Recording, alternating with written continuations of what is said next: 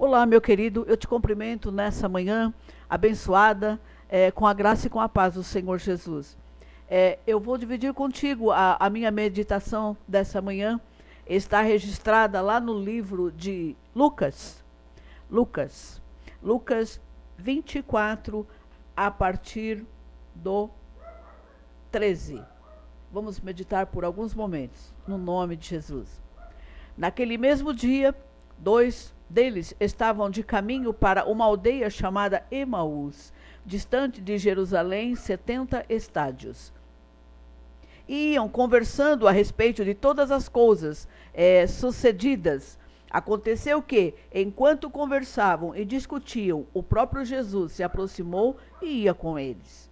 Os seus olhos, porém, estavam como que impedidos de o reconhecer.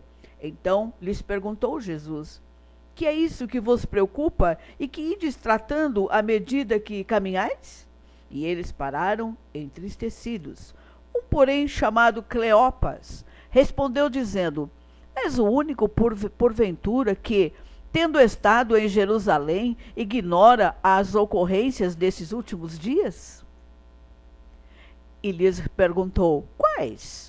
E explicaram o que aconteceu a Jesus, o Nazareno, que era varão, profeta, poderoso em obras e palavras, diante de Deus e de todo o povo, e como os principais sacerdotes e as nossas autoridades o entregaram para ser condenado à morte e o crucificaram. Ora, nós esperávamos que fosse ele quem havia de redimir a Israel, mas depois de tudo isso, é já este o terceiro dia, desde que tais coisas sucederam. Até aqui. Basta. Louvado e engrandecido seja o nome do Senhor, do nosso Salvador Jesus Cristo. A palavra do Senhor aqui no livro de Lucas, o cumpridor das profecias, os discípulos no caminho de Emaús. Eu imagino aqueles dois discípulos caminhando, voltando de volta de Jerusalém e procurando ali chegarem às suas casas, tristes. Por quê? Porque havia sido a crucificação do Filho de Deus. Aqueles que eles esperavam, eles eram discípulos de Jesus, afinal, mas eles esperavam que ele é que viesse redimir a Israel, mas eles estavam tristes, caminhando como que derrotados. Veja bem, e muito natural do ser humano, nós imaginávamos que ele fosse nos livrar, nos salvar, que ele fosse nos redimir dos pecados. Mas o que aconteceu? Ele morreu, mataram-no. E já é hoje o terceiro dia e nada aconteceu. Então, eles estavam voltando para casa frustrados, tristes até, mas de repente esses dois discípulos estavam indo, conversando no caminho de Emaús, que distava a distância de Jerusalém. Louvado e engrandecido seja o nome do Senhor. E eles estavam ali caminhando, tristes, derrotados até. Mas nisso, um terceiro homem entra no meio deles, ali, paralela com eles, e começa a conversar com eles e pergunta: o que é que vocês estão conversando? Um, porém, chamado Cleopas, respondeu a esse que lhe perguntaram o que é que eles estavam tratando à medida que caminhais.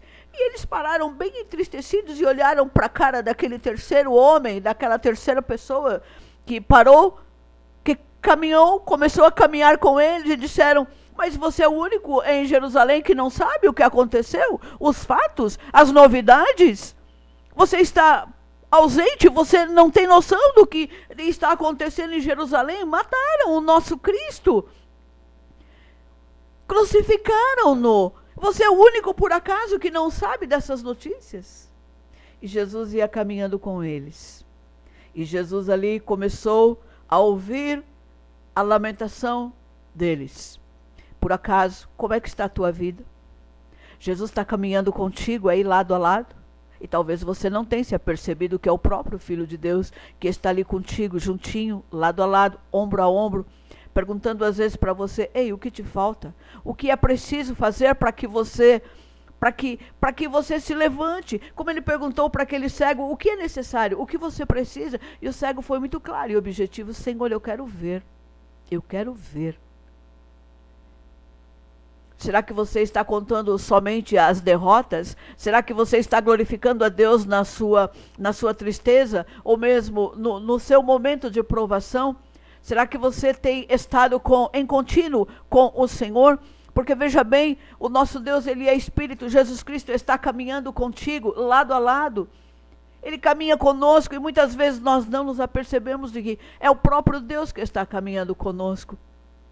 Então, eles ali questionaram, mas como? És tu o único em Jerusalém que não sabes o que aconteceu?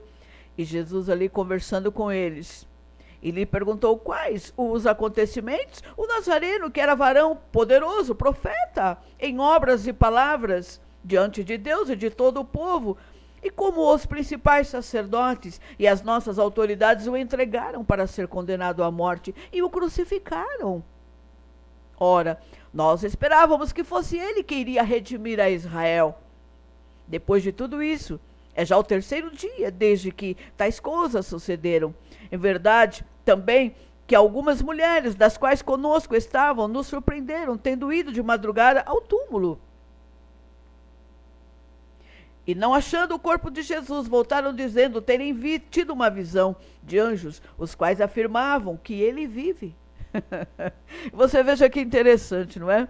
Dizem que as mulheres não podem pregar, mas a palavra do Senhor é ide, pregai o evangelho a toda criatura. Ide, não falou ide homens, ide.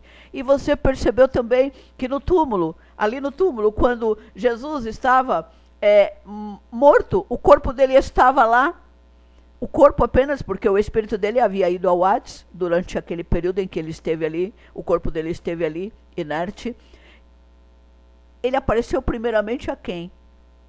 As mulheres, a uma mulher. Primeiramente ele apareceu a uma mulher e disse a ela, vai e anunciai aos discípulos que eu vou encontrar-me com eles em Jerusalém, para que eles permaneçam em Jerusalém.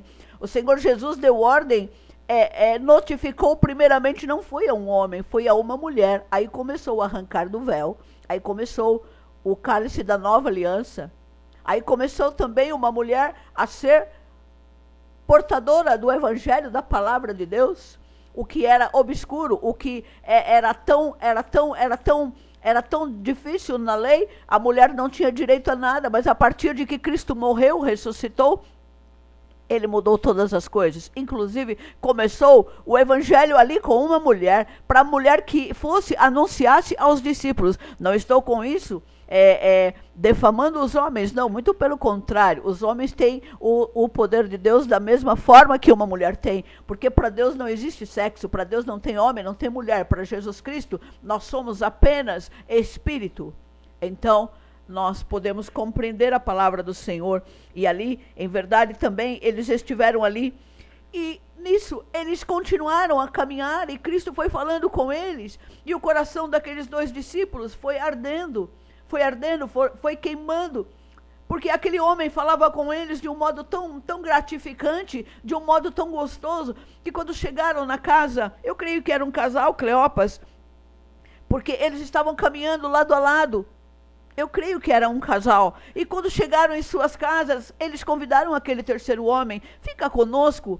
Eu creio que numa bifurcação, 2 ruas, 2 sentidos. Fica conosco, porque já se faz tarde. E espere amanhecer o dia, para que o Senhor continue o seu caminho. E Jesus Cristo, aquele terceiro homem, entrou com eles naquela casa. E quando eles foram servir a mesa, no partir do pão, quando o Senhor levantou o pão e olhou, o Senhor, tendo dado graças, abençoou aquele pão. E os discípulos, quando olharam para aquele terceiro homem, ele desapareceu. Ele sumiu. Sabe quem era ele? O próprio Filho de Deus, que apareceu para esses 2 discípulos no caminho de Emaús. Que coisa linda! Ao levantar o pão e tendo dado graças, a palavra do Senhor diz que eles ficaram perplexos. O terceiro homem sumiu. Era o próprio Cristo, era o próprio Filho de Deus, era o próprio Deus ali sentado na mesa com eles, e eles não haviam se apercebido de tal coisa. Meu querido, não perca a oportunidade. Jesus Cristo está bem aí do teu lado neste momento. O Senhor está a falar contigo através desta palavra poderosa. Esta palavra não é da irmã Sara, ela é das regiões celestiais. Ela é das regiões mais raras, mais escassas. É das regiões dos anjos, é das regiões do poderoso, do único Deus, Criador de todas as coisas. Estas palavras, elas modificam, elas curam, elas livram, elas libertam, elas transformam. E tem mais, elas podem te levar ao céu. A palavra do Senhor nos diz: e conhecereis a verdade, e a verdade vos libertará. Quem liberta é a verdade, é a palavra de Deus que liberta. Portanto, medite neste livro, nesta palavra santa, neste livro sagrado, nestas escrituras. As sagradas letras são o Antigo e o Novo Testamento, são dois testemunhos, aliás, são as duas últimas testemunhas do final dos tempos. Você sabe no Apocalipse quais são as duas testemunhas? Qualquer dia eu vou te falar. É o Novo Testamento e é o Antigo Testamento. Não são pessoas, é o Antigo e o Novo Testamento que vai nos condenar ou vai nos elevar a Deus. Portanto, medite nesta palavra, fique com esta palavra. O meu tempo já estourou, já está escasso. Mas eu te cumprimento nesse momento com a graça e a paz do Senhor. E não se esqueça, Jesus Cristo está aí no teu caminho contigo. Não é caminho de Emaús, mas de repente poderia até ser. O Senhor está aí contigo na mesa, dando graças contigo.